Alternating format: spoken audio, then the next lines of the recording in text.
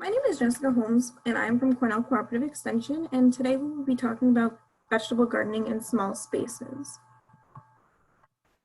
So I am the Master Gardener Coordinator for Warren County, and I also help out with educating about horticulture for Saratoga County, so it's possible that you could see me in both. I did my undergrad at SUNY Cobleskill in agriculture business, and I'm currently in the process of getting my master's in agriculture education.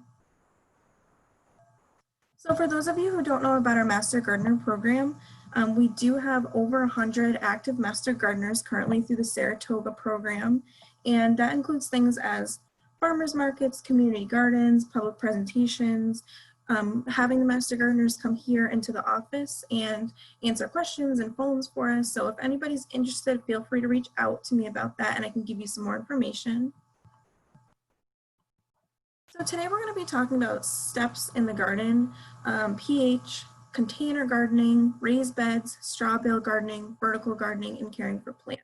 And this is all in relation to vegetables. So why would you need to garden in a small space? So there could be little to no land. Maybe you only live on a quarter acre and you don't want to use your backyard for a vegetable garden, and maybe you just don't even have a backyard, and maybe you live in an apartment or a condominium. So some people have these smaller spaces and still would like to garden, and there are ways that you can do that. Maybe you have an HOA, so you might not be able to have a garden in your front yard. Maybe that's the only yard space that you have. Maybe you don't have a backyard and your HOA is limiting you on this, but maybe you have a small plot in your HOA or a community garden that you could use. Raised beds, they're easier to access for many people. They're higher off the ground. You can also place containers in a desired location and they can be moved, which is easier for some people, and they can also be moved inside to extend your season. And sometimes it can be a lower cost. Maybe you want to do a container garden. That's going to be a little bit less costly than doing this big giant plot outside in your backyard. And they're fun. So how can we garden in small spaces? By using containers, raised beds, small garden plots, straw bale gardening, vertical gardening, and hanging baskets. So you can see in this picture that there are many things going on here. They have tons of different containers at all different levels. You can see them on the top of the doorways. You can see them in the windows. He also has some things growing here up the side of the building. So there's a lot of ways that for a small space that you can incorporate these vegetables or other plants into your home or into your backyard. Raised beds is also a great one because you can put them, any size into an area. You could even do a really small raised bed on a deck. So step one, you want to plan. So are you growing vegetables or herbs? Are you growing both? What are you going to grow? And decide what kind of vegetables you're going to grow. So maybe make yourself a list of all these different things to think about before going ahead and jumping into the planting stage. You also want to check the sizes of each plant when they're full grown. So this will either say on the tag of the plant that you're purchasing or on the back of the seed packet. So you don't want to have maybe like you want to plant a tomato in this really small container, but a tomato is going to get fairly large. So you really should plant it in a larger container. So you may want to make sure what they're going to be at maturity before you go ahead and plant them in a certain area. You also need to decide if you're going to grow from seed or use a transplant. If you're going to start from seed, then you need to start a lot earlier than you would to plant a transplant. So if you want to start your seeds early and have your own transplants, you could be starting, depending on the seed, maybe in March or so. And then transplants you can just purchase directly at the store and put them right into the ground. You can also direct sow right into the ground, so it all just depends on what you're looking to do. And where are you going to plant it? So did you decide if you're going to plant directly in the ground, a container, a raised bed? So get that all figured out before you go ahead and start doing this garden. It's going to be a lot easier to plan ahead. So you can also map out a garden, and this doesn't have to be like a huge garden map. Even if you just want to draw little circles and put your containers on there and just plan out what you're going to have in your containers, maybe put the sizes down and whatnot, that would be a great way to get yourself organized. And it doesn't have to be this in depth, but even laying things out on graph paper is going to be nice to have a map of things.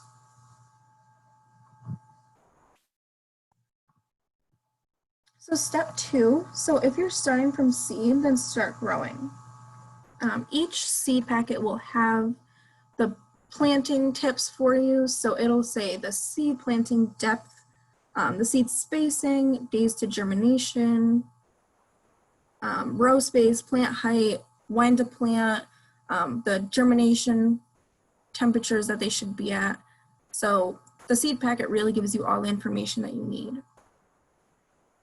And always check your pH, like we always say, check pH before planting. Vegetable gardens need a pH between 5.8 and 6.2.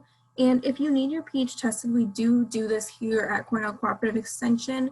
And currently we are doing this by a drop box outside of our office. So here's a pH scale. So it can take a few years to change your pH if it's really out of whack. So if your pH is currently at a level it should be at, you can check it every 2 to 3 years. But if your pH needs to be altered, then you want to check it every 6 months to a year to make sure you don't have to keep altering it. And again, it could take a few applications of either the sulfur or the lime to change it to the pH that it needs to be at.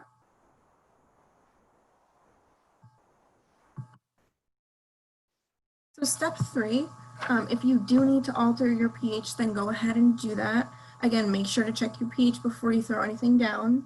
So if the pH is too acidic, you will need to apply lime. If the pH is too basic, you will need to apply sulfur. And again, never assume.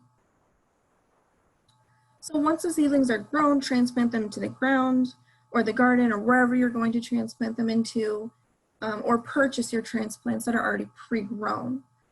So one thing that you want to do when you're growing seedlings is to make sure you harden them off. So this is before they go into the garden. You want to give them about 10 days to 14 days to start bringing them outside, out of the direct sunlight, to adjust them to temperature, wind, the brighter conditions. So eventually you want to transition them into more and more sunlight, maybe more and more cooler weather. So just transitioning them from your indoors to your outdoor garden.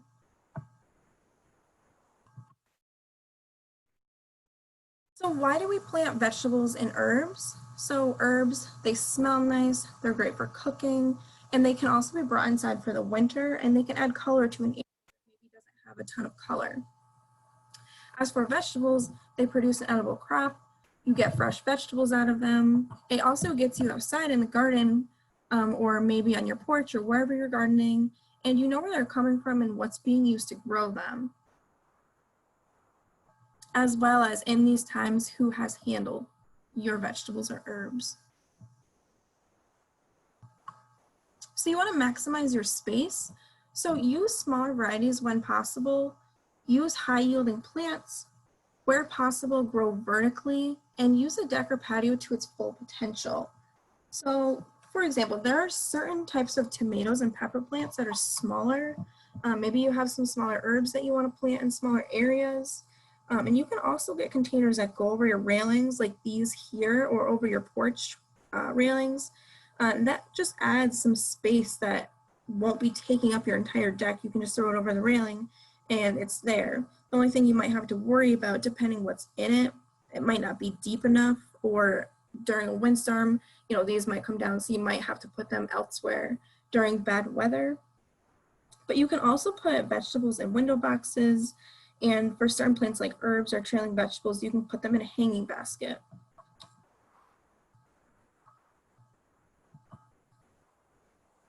So here are some examples of vertical gardening. So these people put some lettuce and herbs in all of these pictures. So herbs don't really need a whole lot of room for the roots compared to like a tomato or pepper plant.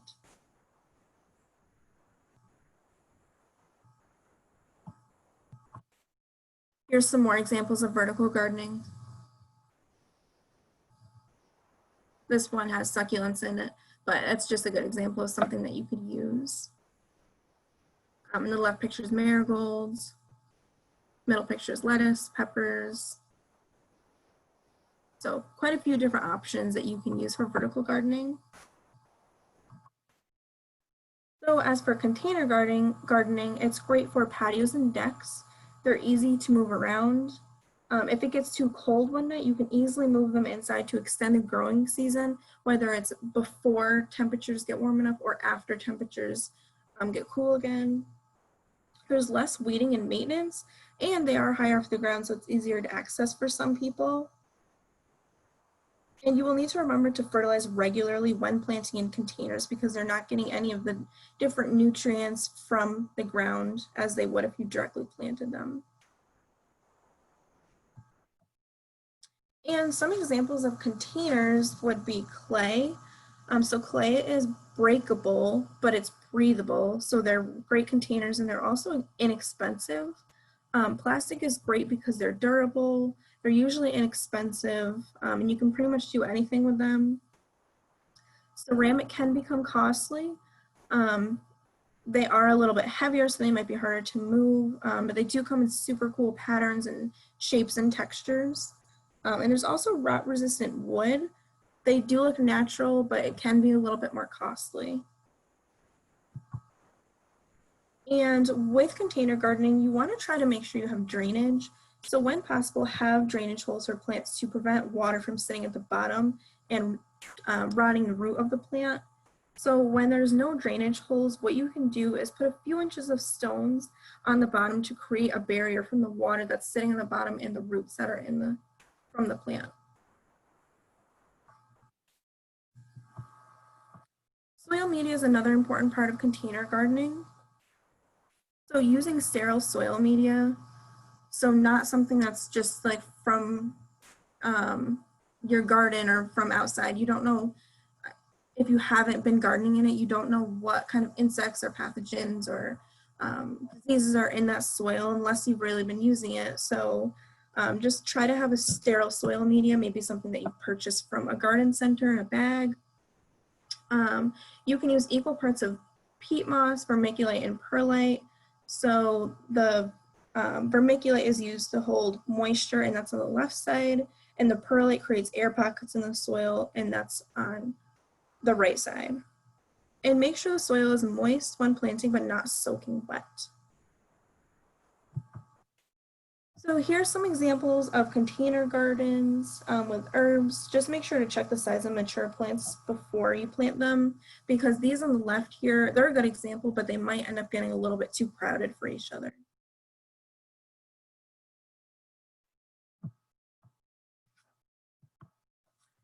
So here's a great graph of sizes of containers to plant. So cucumber would need a 1 gallon container for one plant. Eggplant would need a 5-gallon container for one plant. Leaf lettuce would need a 1 gallon container for 2 plants. Tomato would need a 5-gallon container for one plant. So I'll leave this on the screen for a minute and then you guys can take a look at it longer.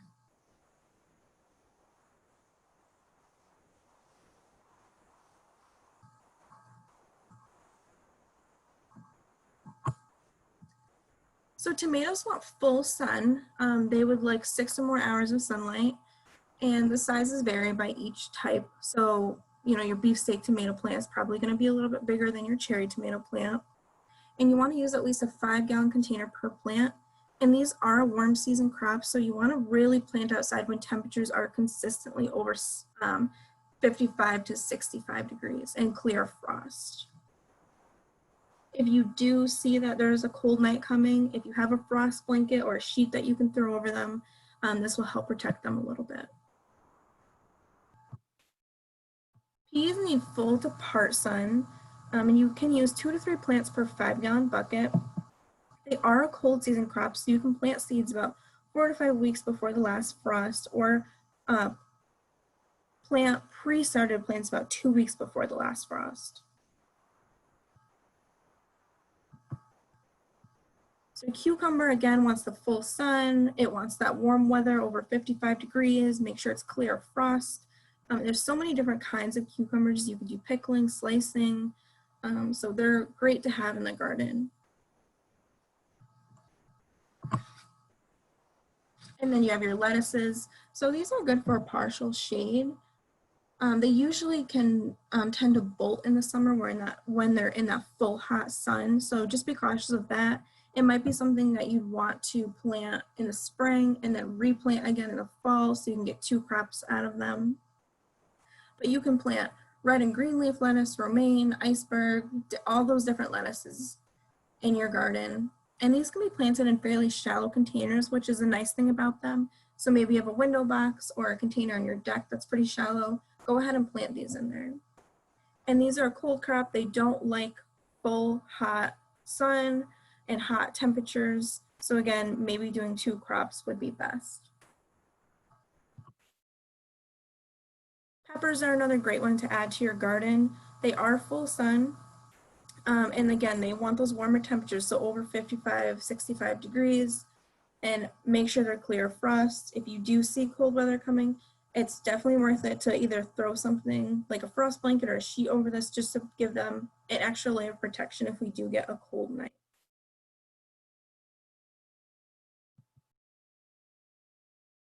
Eggplant, again, wants full sun, and you can use 1 plant per 5-gallon container. And these are, again, a warm season crop, and they want those warm temperatures.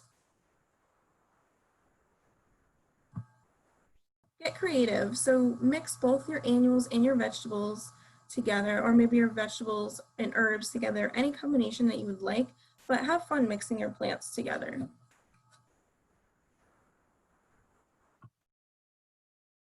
So raised beds could be another option for you. So you could either build or purchase raised beds. And this is great for if you have poor soil or maybe don't want to bend down or have a smaller space. And the bed should be between 2 to 3 feet tall so you have enough room for root growth. If you're using wood, do not use wood containing those certain chemicals which are toxic to plants or humans. And you could use wood, brick, metal, or stone. Again, just make sure not to use treated wood. So when building raised beds, avoid just using topsoil. So mix 1 part of peat moss, topsoil, or compost to 1 part of sand or perlite, or you can mix 2 parts of soil with 1 part perlite. And always make sure to test the pH no matter what you're planting in.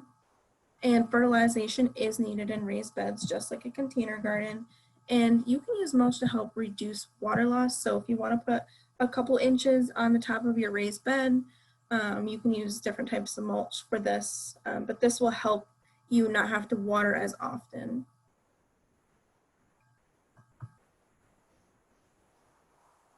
Straw bale gardening is another option for vegetable gardens. So you can get a local bale of straw, decide if you want it vertical or horizontal. So in this picture, it's horizontal. Find a location for your bales where they get at least 6 or more hours of sunlight, and place the bale on a few pieces of cardboard to prevent weeds from growing into it if you're placing the bales directly on the ground. You want to water the bale thoroughly for a couple of days until it becomes heavy but not dripping wet.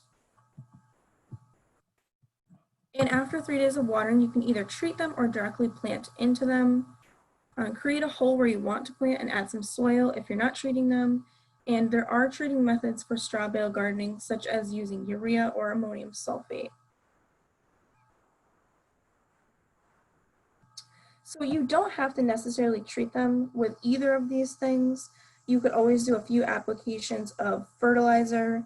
And if you aren't treating, you need to remember to regularly fertilize, because by treating these bales, it causes them to start decomposing and create those microorganisms to aid the plant in growing.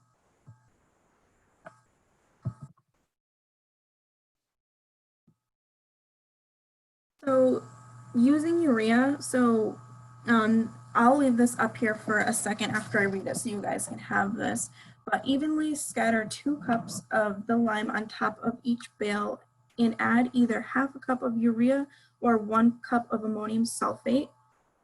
So use of urea or ammonium sulfate is up to the gardener, just depends what you want to use, but stick with the fertilizer for the remainder of the conditioning period. So don't switch back and forth, only use urea or only use ammonium sulfate. So for day 5 and 6 per bale, for urea, sprinkle the top evenly with half a cup of urea each day and then water the bale thoroughly after the application. Then reduce the amount of fertilizer per bale by half and sprinkle the top bale with 1/4 cup of urea each day. And then day 10, additional fertilizer is required per bale. Evenly sprinkle with 1.5 cups of 888 or 1 cup of 10-10-10 fertilizer. Let me leave that up there for a minute.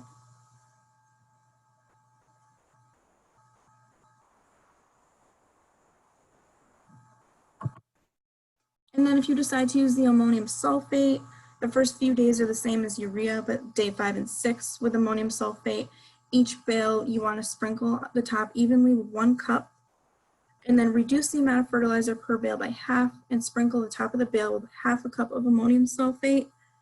And then on day 10, evenly sprinkle the top with 1.5 cups of 888 or 1 cup of 10-10-10, and then water thoroughly.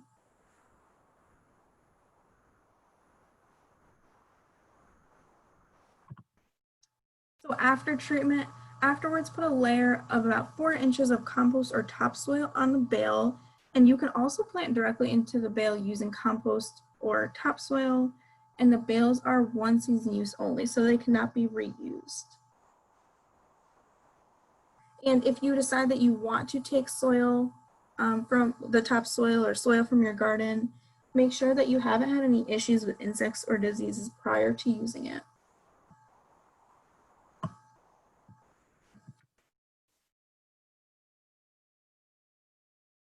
So here's a chart, a planting chart spacing vegetables. So I'll leave this up for you guys to take a look at. But basically it's just saying seed to sow per foot, distance between plantings, distance between rows, planting depth. So this is a good chart for you guys to have.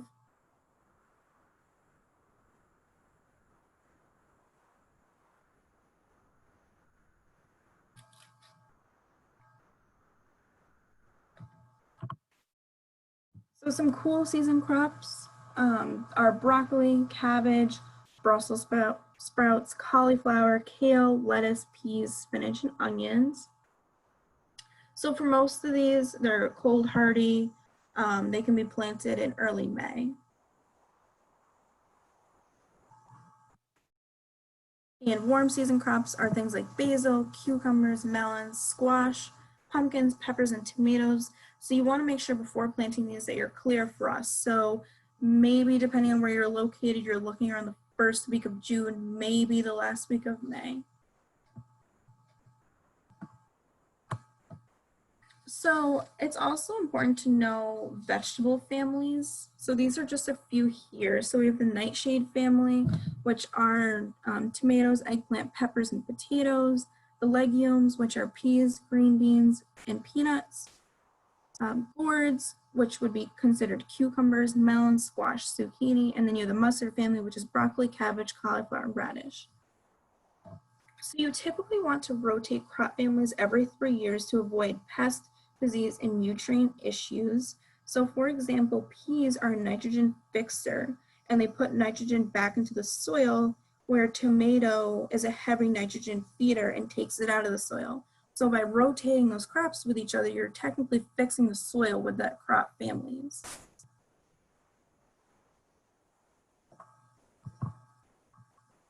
And watering, you want to consider all the variables. What is the size of the plant? What is the size of the container? What type of soil is it? What is the type of plant and the environment? And how to water is very important. So water the plant, let it soak in, and then water again. Water until the soil media is moist, and if it's a container, if it runs out of the bottom, typically it's watered enough or thoroughly enough. Container plants and raised beds use a lot more water than plants in the ground. And remember to consider rain and humidity. So if it's humid, you might not need to water. Just check because your plants might be holding on to that moisture if it's already humid. And if it's raining, rain doesn't mean you don't have to water. It could have not penetrated the soil good enough to get down deep enough into those roots. So again, always checking to make sure, rain or not. You don't ever want to water in a schedule. Don't write in your calendar, I'm going to water Monday, Wednesday, Friday, and Sunday. You always want to check first. So you can do this by sticking your finger maybe a few inches into the soil, like 6 inches down, to see if it's moist or not. If it's dry, water it. If it's moist, leave it. Maybe check it midday. And watering in the morning is always better than watering at night because your plant will utilize that water. Another way to determine if a plant needs water, if it's in a container, determine the weight of the container. Lift the pot up, see if it's really heavy, super heavy, then it probably doesn't need water that day. And if the soil appears dry, check it out. Maybe it's not below the surface, but maybe it looks dry and it actually is. So again, by checking underneath the surface, that's always a great idea when watering.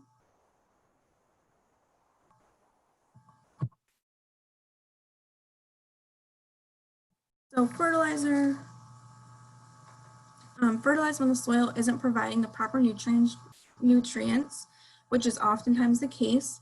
Fertilizing provides the plant with NPK, which is nitrogen, phosphorus, and potassium, along with other minerals. So it helps the plants to continue growing, maintain color, strong stems, and flowers. And for vegetable gardens, you can fertilize every 2 weeks, every 1 to 2 weeks, depending on the type. And don't fertilize if the plant is stressed.